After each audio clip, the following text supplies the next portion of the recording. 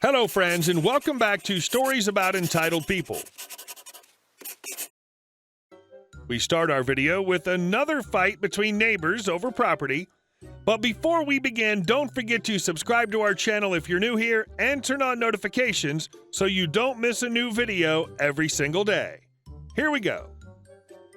Revenge of the Farmer.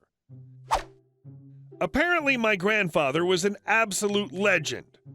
This petty revenge story takes place sometime in the mid-1980s. It's been told to me by my father, so exaggeration isn't exactly out of the question. A little background. My grandfather was father to 10 kids. He owned and operated a small-scale dairy farm as well as many hay fields throughout a small town in New England. He was quite savvy and purchased land that would be prime for development in the future, like land-aside busy thoroughfares. One of my uncles, who was about 25 at the time, approached my grandfather, proposed opening a small driving range on one of the existing hay fields. My grandfather thought it was a good idea, so he agreed and wanted to help his son start the business. For those unaware, a driving range is a place to practice golfing. The setup would be simple. Keep the hay fields as they are, but keep the grass trimmed short. Add a few flags, distant markers, netting along the border, a small gravel parking lot, space for about 15 tees, and a 20 by 20 foot, 6 by 6 meter shed. The field chosen was adjacent to the commercial hub of the town, which was just a small strip mall at the time, town-owned forests, and one residential neighbor. Plans were drawn up and the process was moving along nicely. The town was friendly to small business, however the land needed a zone change from agriculture to residential to open space recreation. In order to change the zoning from agriculture to residential to open space recreation, all abutting the neighbors must agree to the change. The hayfield in question was about 9 acres, rectangular in shape, and surrounded by forest on 3 sides and a road on the 4th. In the end, all abutters agreed except the one residential neighbor. This neighbor vehemently disagreed, even with a 30-foot forest buffer, guaranteed zero disturbance from the driving range, e.g. stray golf balls, and simply the fact the site would remain as an open field. Without their approval, the business could not move forward, even with the approval of 99% of the abutters. My grandfather soon came up with a somewhat diabolical idea to change the mind of this particularly stubborn neighbor. Every Sunday after church, my grandfather would load up the manure spreader and take his tractor directly toward the hayfield in question. Typically only done once a year, my grandfather fertilized the crap out of that hayfield each and every Sunday. He'd pile on the rank-smelling cow manure and was sure to fertilize when the wind was blowing just right. Over the next few months, my grandfather continued this process like clockwork, long past the appropriate time to fertilize and well into the hot summer months. After months of tasting cow crap with every breath they took, the neighbors finally agreed to the zoning change. In the end, the driving range opened successfully, the neighbors were happy, and the grass was very, very green. 40 or so years later, the driving range is still operating successfully, and the neighbors happily lived out their lives in the home. And our second story. Don't want you working here if you're only here to get paid. In November of 2020, my job was having a company-wide Zoom meeting to discuss the state of the company. Everybody was nervous because the last company meeting ended with us being told that raises and hiring was on hold, and that if revenue continued to decrease, then pay cuts and demotions would be coming. So during the call, the CEO started on what he considered a high note for the company. He was very proud of the fact that for the entire pandemic of 2020, where all employees were working from home, the company continued to pay the full rent of all 3 buildings that we have in the amount of $250,000 a month. He was proud that he was able to keep all the leases on these properties, but then stated that due to revenue being down from 2019, that pay cuts are looking to start in January 2021. He was also disappointed that we employees were not giving our all to the company. The exact quote was, "I see a lot of people logging off after their 8 hours. This is very disappointing. We're a family here and we all need to be pulling our weight. With everyone working from home during this time, I don't understand why working outside your normal hours is such a hard concept. We should all be chipping in to make this company better. And if you're only working here for a paycheck, then we can shake hands now and part as friends. Because I only want dedicated employees working for me." To clear some things up, this is in Illinois, and everyone there is salaried and are not offered overtime. So needless to say, after hearing this, morale dropped significantly in the company, and by the time I left on April 30th, more than a third of the company's employees had quit. My manager, who was head of the finance department, actually had the audacity to ask why there was such a mass exodus, but then again, I found out after I left that he received a bonus for keeping his budget low due to applying pay cuts before it was necessary. Like, bleeding that money for office space was something to boast about. Let it go already and pay your staff. And our third story. If it's a C-Sharp developer you want, it's a C-Sharp developer you'll get. This is the story of how I got hired at an old job I had a few years ago. The technical manager, who ultimately became my boss, was a great guy and was the one who embarked on a course of malicious compliance to get what he wanted. It happened like this. The company was small, about 20 people, and run by a CEO who knew the company's industry but didn't know anything about technology.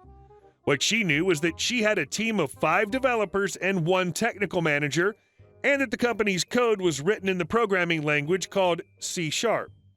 One day, her favorite member of the development team quit, whom she regarded as their foremost expert on C#. To the technical manager, this was an enormous opportunity.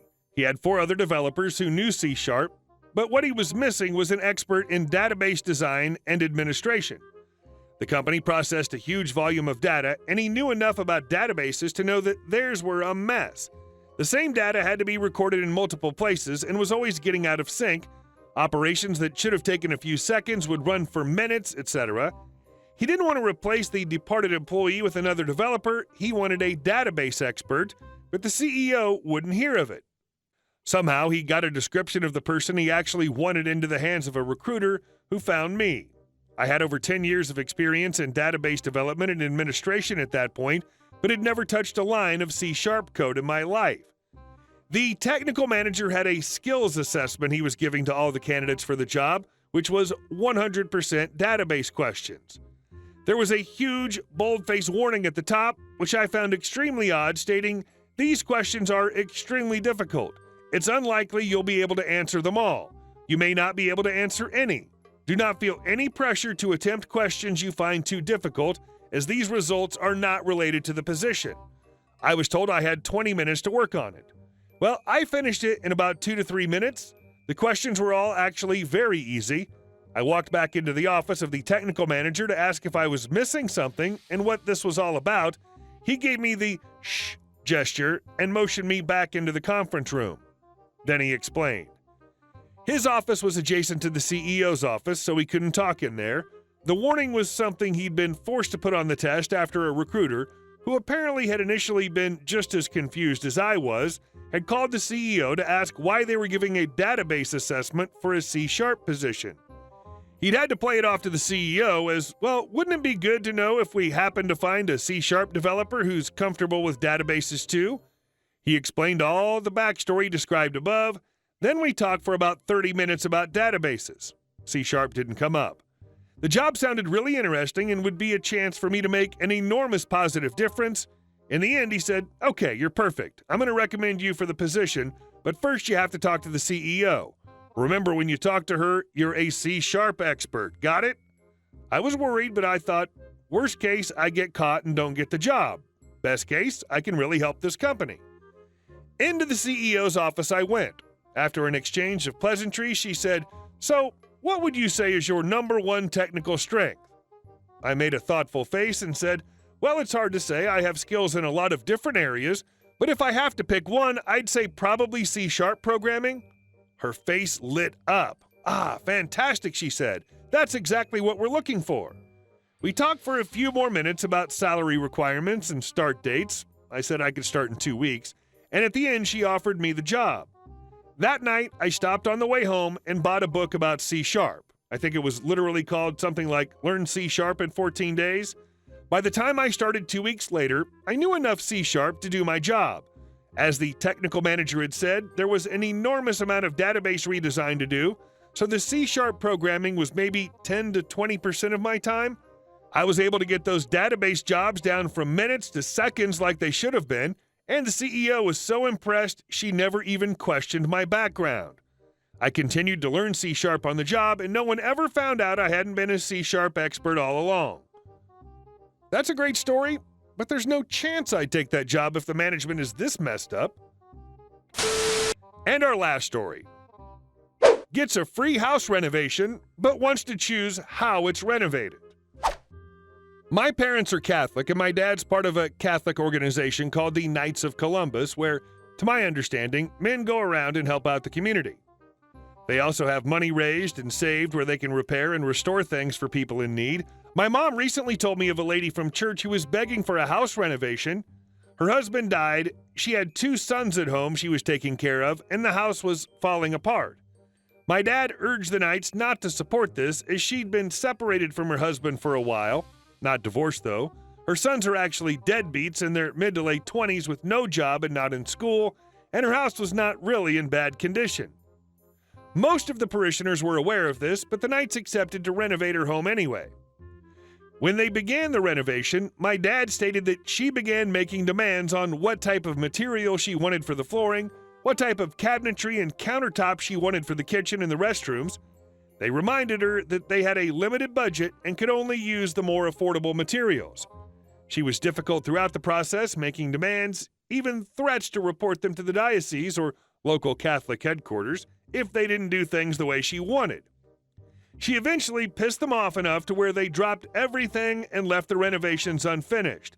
She complained to the church, but the church took the Knight's side and in a nice way told her it's not their problem. Hey guys, thank you all for watching the video. I'll see you in the next one.